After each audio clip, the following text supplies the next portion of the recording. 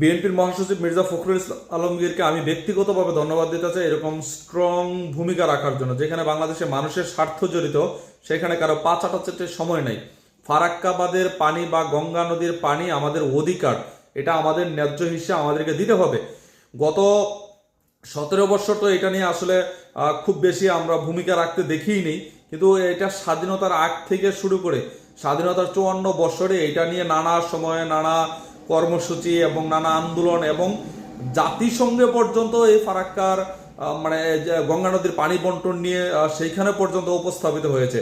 এবং 1976 সালের 16ই মে আমাদের মাওলানা ভাসানী উনি একটা লং মার্চ করেছিল, ফারাক্কা লং মার্চ করেছিল।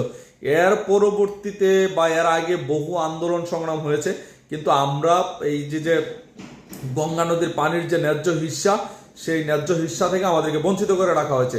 এই ফারাক্কা বাঁধ বন্যার সময় যখন অতিবৃষ্টি হয়, যখন এই যে এখন মার্চ এপ্রিল মাস, এখন প্রচুর পরিমাণে বৃষ্টি হচ্ছে, এখন আমাদের ফারাক্কা বাঁধের গেট খুলে দেওয়া হবে। আমাদের বাংলাদেশের যে নির্মাঞ্চলগুলো আছে সেগুলোতে পানিতে তলিয়ে যাবে।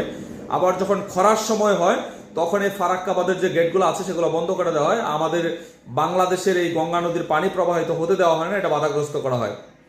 যার ফলশ্রুতিতে আমাদের দিকে যত নদ নদী আছে সব শুকিয়ে কাঠ হয়ে যায়, আমাদের কৃষকরা ক্ষতিগ্রস্ত হয়, আমাদের যারা নদীর পাশ দিয়ে যারা জীবন অতিবাহিত করে তাদের জীবন স্থবির হয়ে পড়ে।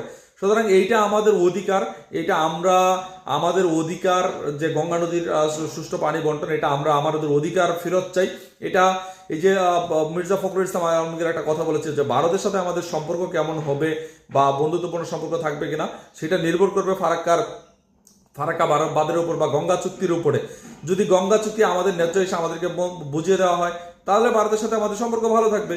কিন্তু গঙ্গা নদীর পানি যদি আমাদেরকে ন্যায্য হিসাবে বুঝিয়ে না দেওয়া হয়, তাহলে সে তো আর আমাদের বন্ধু নাই। বন্ধু মানে কি?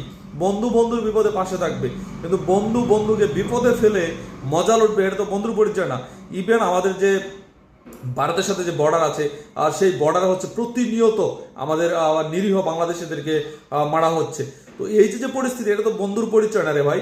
বন্ধুর পরিচয় হচ্ছে দুই মানে একজন আরেকজনের বিপদে পাশে থাকবে, একজন আরেকজনকে সহযোগিতার হাত বাড়িয়ে দিবে, এটা তো বন্ধুর পরিচয়। আমি আমার স্বার্থ বা আমার সবকিছু আমি বুঝে নেব, আরেকজনকে আমি সবকিছু থেকে বঞ্চিত করব, এটা তো বন্ধুর পরিচয় না।